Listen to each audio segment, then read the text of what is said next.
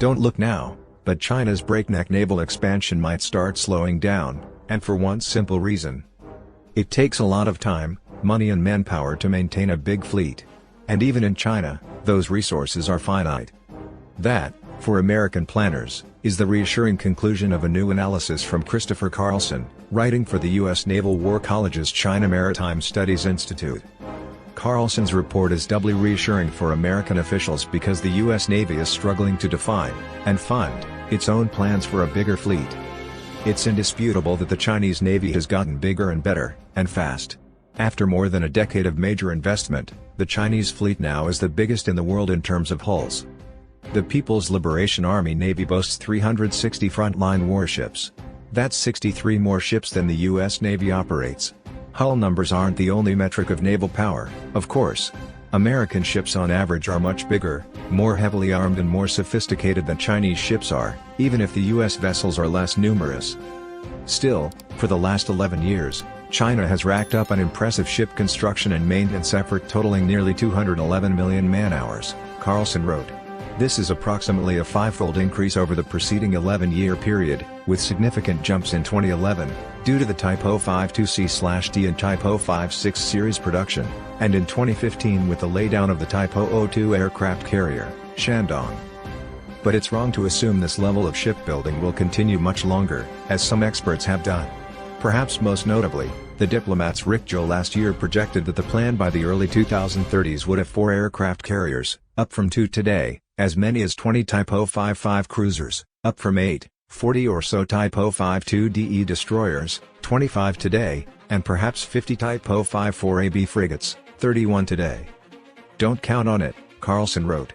To achieve the force structure proposed by Mr. Joe, China would have to increase the number of man-hours by 93%, essentially doubling the resource allocation from 2008 to 18. This is a very significant increase, one that would require an equally significant increase in funding, a capital investment that would have to be provided from a Chinese economy that is growing at a far slower rate than earlier periods even as labor costs continue to rise.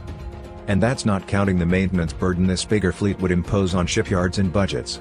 The maintenance burden becomes quite substantial beginning in 2028 as many of the Type 052C, 054A and 056 ships come due for their midlife overhauls. Given the fiscal challenges facing China today and in the near future, this very robust force structure projection is questionable. Sober-minded analysts for years have been predicting this slowdown. After all, the same dynamics that could constrain Chinese naval expansion have for decades weighed on the United States' own fleet planning. Despite consensus across American presidential administrations and political parties that the fleet needs to grow, the U.S. Navy has managed to add only around 25 large warships since the fleet bottomed out at around 270 frontline vessels in the early 2000s. The economic model that propelled China through 3 decades of meteoric growth appears unsustainable, Andrew Erickson, a Naval War College analyst, told the U.S.-China Economic and Security Review Commission a few years ago.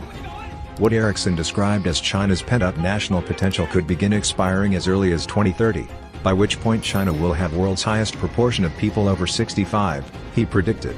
An aging society with rising expectations, burdened with rates of chronic diseases exacerbated by sedentary lifestyles, will probably divert spending from both military development and the economic growth that sustains it.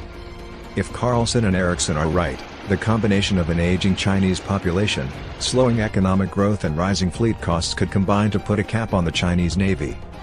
That's not to say the Chinese Navy won't still be one of the powerful in the world by many measures. It's just not likely to easily overtake the U.S. Navy in the metrics that matter most.